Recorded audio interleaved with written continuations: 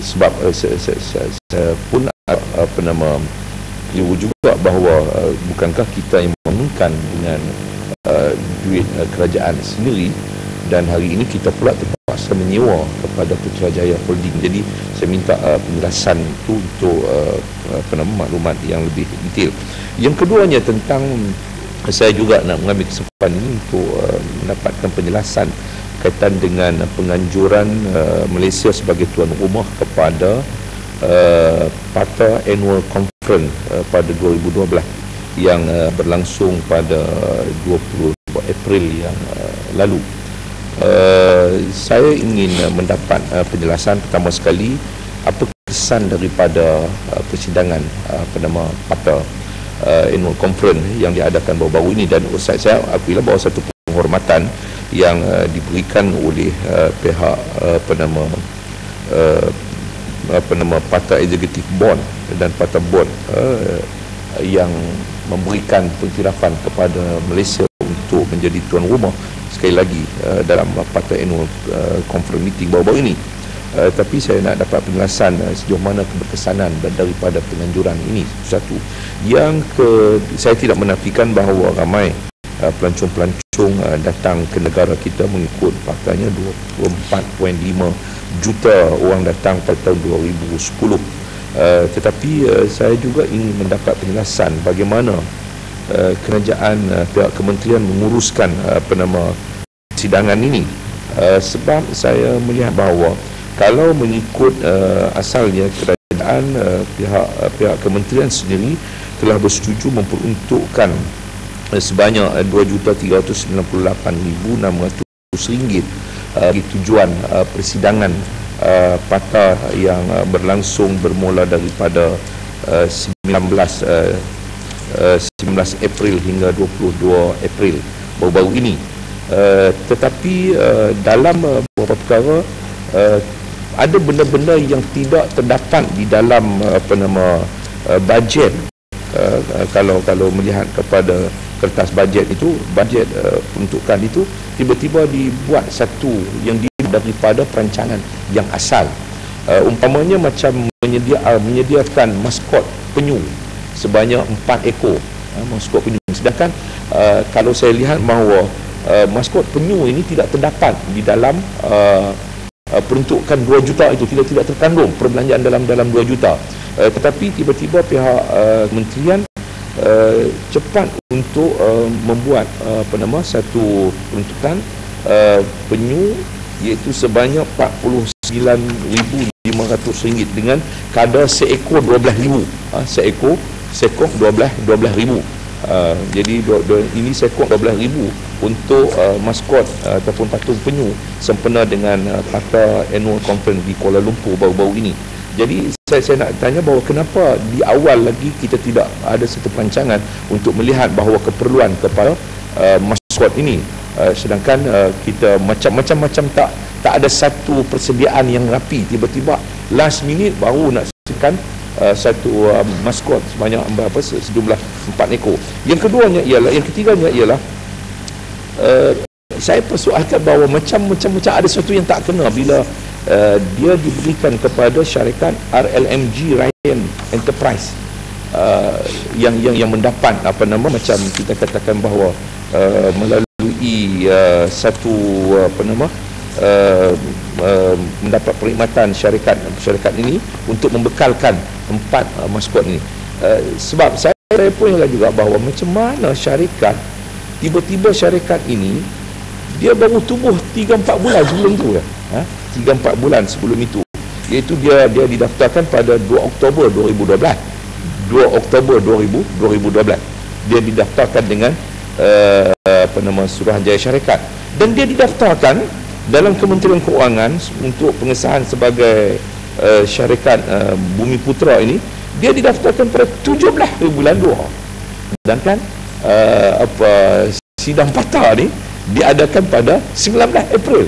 Jadi hanya 2 bulan sahaja dia didaftarkan sebagai syarikat Bumi Putra, terus dapat projek. Macam ada suatu hubungan diragui untuk diberikan kepada syarikat ni. Saya mempersoalnya bukan kerana saya dengki dapat pada syarikat ni, tetapi malanglah bagi syarikat-syarikat yang lain yang sudah pun daftar lama dan menjalankan perniagaan mereka tidak mendapat peluang tentu dalam isu pembekalan maskot ini.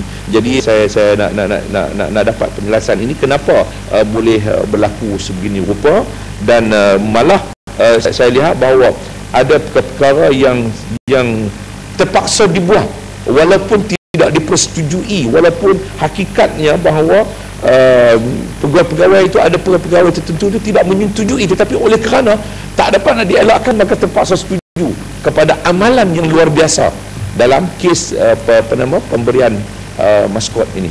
Ini baru ini maskot ini ayah. Terima kasih Nasri Busi. Terima kasih Yang Berhormat Pokok Sena. Saya pun tertarik dengan isu yang dibawa oleh Yang Berhormat Pokok Sena, sebab saya pun ada menerima sedikit maklumat dan dokumen yang mengatakan bahawa penempahan 4 ekor maskot penyu itu melantik syarikat yang baru ditubuh itu dan sebagainya. Dan saya mendapat maklumat bahawa ia disokong oleh arahan Yang Berhormat Menteri. Jadi saya nak tumpang Yang Berhormat Pokok Sena dan tanya Timbalan Menteri, adakah betul ini arahan daripada Yang Berhormat Menteri untuk meluluskan pembelian ini? Terima kasih.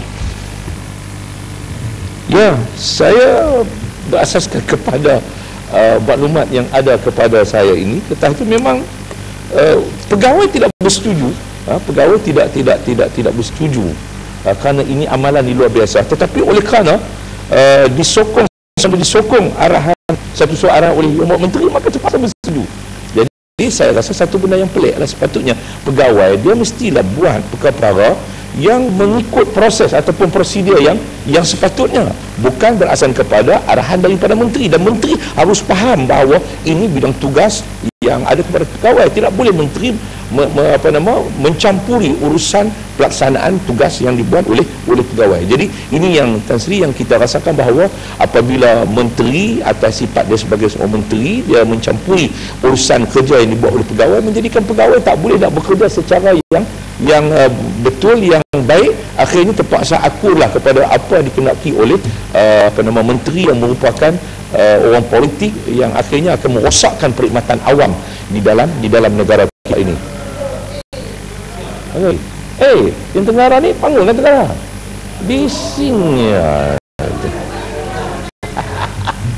Sikit lagi Berhormat Pokok Sena, saya pun nak kenal dengan penajaan PATA conference ini. Memang ini Kementerian Pelancongan, mereka banyak membuat conference persidangan antarabangsa. Kononnya ini berprestis tinggi dan sebagainya. Tetapi dalam keadaan ekonomi negara kita dan perbelanjaan yang besar, tengok tiap-tiap tahun kita ada defisit bajet dan sebagainya, saya mempersoalkan setiap kali penganjuran persidangan ini memakan belanjaan yang cukup besar. Saya melihat ada details perbelanjaan yang terasa amat boros. Persembahan kebudayaan, acara sambutan dan hiasan 50,000 satu malam. 2 malam punya majlis makan malam 100,000. Pengacara majlis 6,000 satu malam. Ini pengacara majlis standardnya lebih tinggi daripada ahli parlimen. Ahli parlimen satu hari mesyuarat baru RM300. Kita ni pengacara majlis lebih tinggi daripada kita ni, standard lebih tinggi daripada kita. Ahli parlimen baru RM300 satu hari mesyuarat. Saya nak tanyalah pandangan Yang Berhormat Pokok Sena mengenai pembolosan perbelanjaan seperti ini. Apa pandangan Yang Berhormat?